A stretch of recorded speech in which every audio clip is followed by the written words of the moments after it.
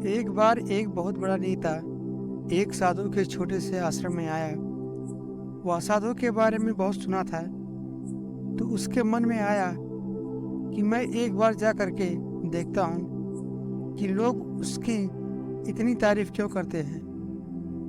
जब वह उस आश्रम में गया तो वहाँ पर एक छोटा सा कमरा था, जहाँ पर एक कालीन बिछा हुआ था।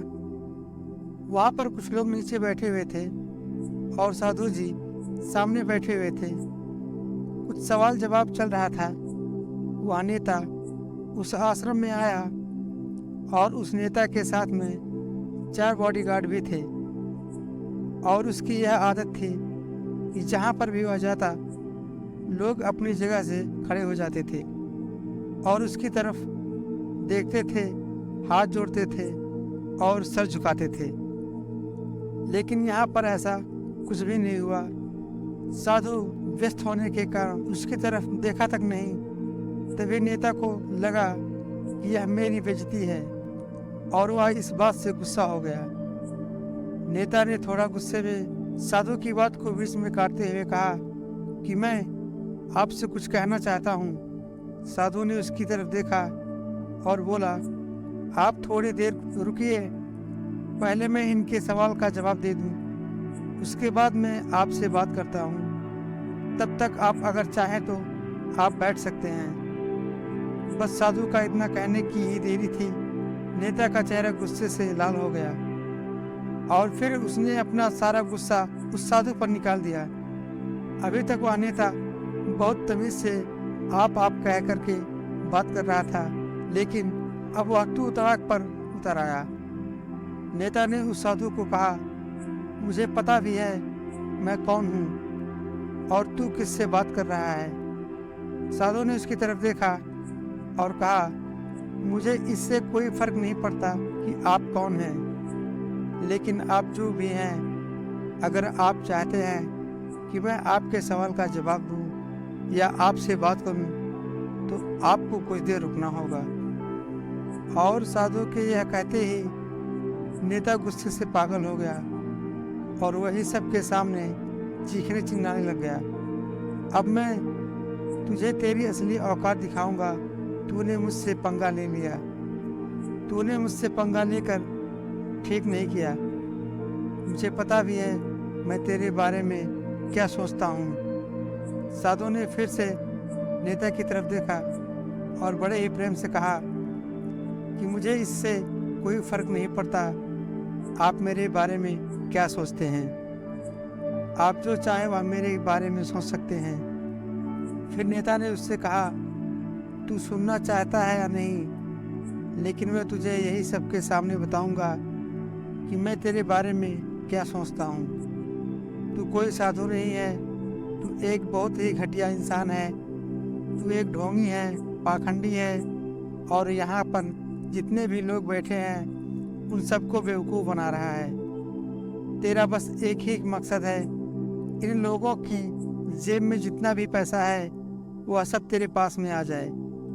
तू अपने फ़ायदे के लिए इन लोगों का इस्तेमाल कर रहा है और अब मैं तुझे नहीं छोड़ने वाला हूँ। पूरी दुनिया के सामने तेरा पर्दाफाश करके रहूँगा। लेकिन उसके इतना बोलने के बाद हल्की सी मुस्कान उस साधु के चेहरे पर बनी रही। यह देखकर वह और भी तिलमिला गया और उसने कहा, अब बहुत हो गया, अब मैं यहाँ 1 मिनट भी नहीं रुकने वाला। लेकिन अभी भी तेरे पास मौका है। अगर मुझसे माफ़ी मांगनी है या मुझसे कुछ कहना है तो कह सकते हो। इतना सब होने के बाद भी साधु के चेहरे पर एक मुस्कान थी और वह बिल्कुल शांत था।